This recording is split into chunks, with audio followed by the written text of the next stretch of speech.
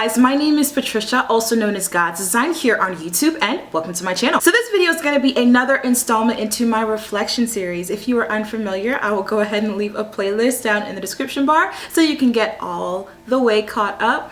But basically this is just a series where I just talk about life, mind, body, soul. Okay, so today I want to talk about something that has been on my heart and that I have been somewhat dealing with, and that is rejection. I really struggled with whether I should put this into my singles club series because I hadn't done one of those in a long time. However, I feel the topic can be quite applicable, outside of just the dating realm. And rejection is something that a lot of people deal with in the job market. There are many different facets in which a person can experience rejection. Rejection is definitely one of those fears that can be really debilitating. It can literally prevent you from doing something that you want to do or going for something that you want to go after because of the fear of rejection, the fear of somebody telling you no, the fear of somebody telling you you're not good enough, the fear of someone telling you I'd rather choose someone else over you. It's hurtful. Like that right there, that will hurt your feelings. So I recently experienced rejection, and it's something that I don't experience a lot. I don't apply for jobs that I don't think I'll be able to get. Like that's just me. You know what I'm saying? And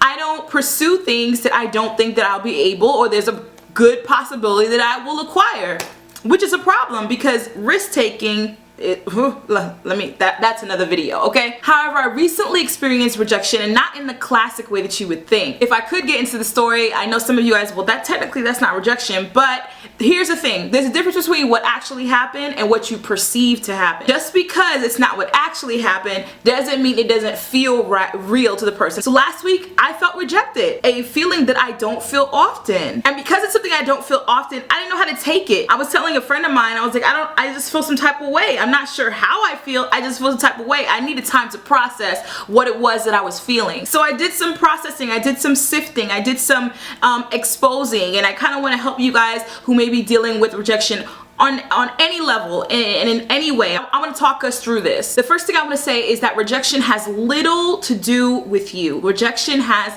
little to do with you. And the moment that I realized that, it was easier for me to get over it. Let me kind of just break that down for you guys. The person in which you feel rejected by has preferences, guidelines, objectives that they are trying to meet, a list that they are trying to check off. Consequently, for some reason or another, you didn't fit the bill. And I'm here to tell you that you really shouldn't feel bad about it. Let me tell you why. Since when was your greatness dependent on someone else's list? It's not. It has nothing, absolutely nothing to do with you. If someone asks you, hey, do you prefer an apple or do you prefer an orange? Say, hey, I prefer an apple. Does that make the orange less great because you didn't prefer it? No. Rejection has little to do with you.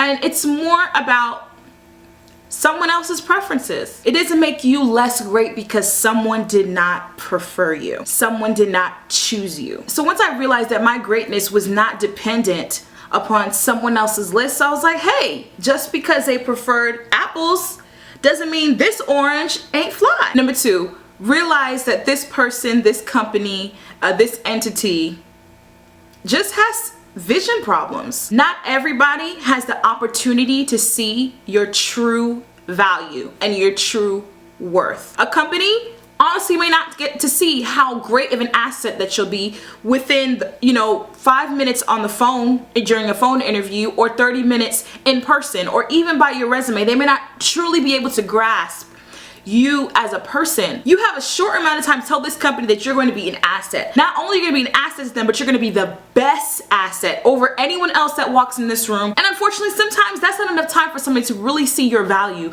and really see your worth. And someone who puts on a better show just gets the role. The same goes in the dating scene. You may not be, his preference. You may not be his apple in the look department, so therefore he doesn't take the time to get to know you and get to know your true worth. At the end of the day, whose problem is that? Is that yours or is that his? The fact of the matter is, once you realize that rejection has little to do with you, and that you realize not everybody will be able to fully see your worth and value, won't be able to recognize just how much of an awesome, great, and beautiful person that you are, you will start to step back from the situation a little bit. You get less sensitive about it, and you'll say like, hey, I'm good. Like I'm all right. So number 3 is just remove yourself from the situation just for a second. Remove yourself from the situation.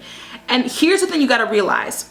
If a person, let's use a dating scene. If a person is unable to see how great you are, do you really want to be with them?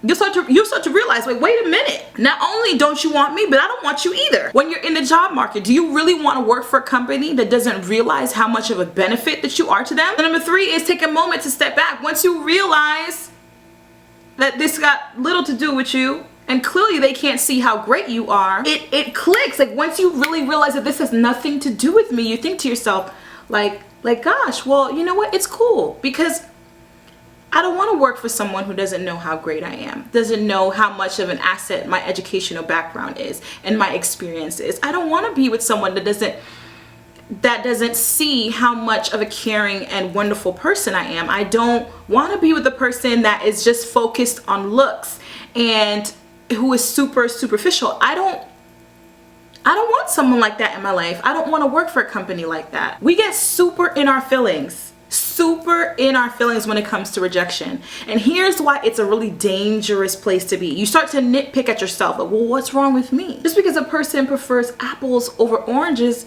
doesn't mean that apples are better than oranges. But yeah, Patricia, those are fruit. We ain't talking about fruit. We talking about people here. We talking about me. I totally understand that. But at the end of the day, you're not supposed to be everybody's cup of tea. At the end of the day, you're not supposed to just work for any company. Rejection is part of the process. You need for that to happen. Because otherwise you would waste your time in these areas and in these places where you should not be. Yes, sometimes we fall. Sometimes we fall and we learn hard lessons, but sometimes we're rejected. We're blocked from even going there. Yes, I do believe that God uses rejection in order to block us from going down a certain way. So maybe if you got that job, you would have wasted your 5 years of your life instead of starting the business you know that you've been supposed to start. And maybe if he didn't reject you, you would have had 3, 4, 5 kids and still would have ended up divorced at the end of the day. And that leads me to number 4. Thank God that it happened, because rejection can do a few things to you. It can break you, it can discourage you, or it can empower you. And let's choose the latter. Let's allow rejection to empower us rather than discourage us. Look, that's all I have to say. Rejection doesn't make you less fabulous. It doesn't make you less qualified. Stop taking rejection so personal. So let's run through the steps. Number 1, realize that it has a little to do with you. Number 2, sometimes people are not going to be able to really realize and recognize and have the opportunity to see your true worth, your value, and the fact that you can be a true asset to them. Number 3, take a step back and realize and see this thing for what it is, and realize not only do they not want you, but you don't want them either. And number 4, thank God for it. Thank you so much for tuning into this video, guys. I truly appreciate you guys commenting and participating in these reflection series videos. I've gotten tweets. Why am I getting emotional? Lord, wait a minute. I've gotten tweets and comments on the Facebook page and comments on Instagram, and you guys have been so awesome and amazing. I just want to thank you guys for all the support and the encouragement. You guys are the reasons why I do these videos. I absolutely love hearing back from you guys and letting me know that in some way, shape, or form I helped you, and I just feel so blessed to be a part of that process and a part of your process. Thank you so much, guys. Hit me up on Twitter, Instagram, and Facebook. I love to hear from you guys. Go ahead and like me on Facebook. I know sometimes on your YouTube feed, you're not, some of your favorite YouTubers may not come up on your feed.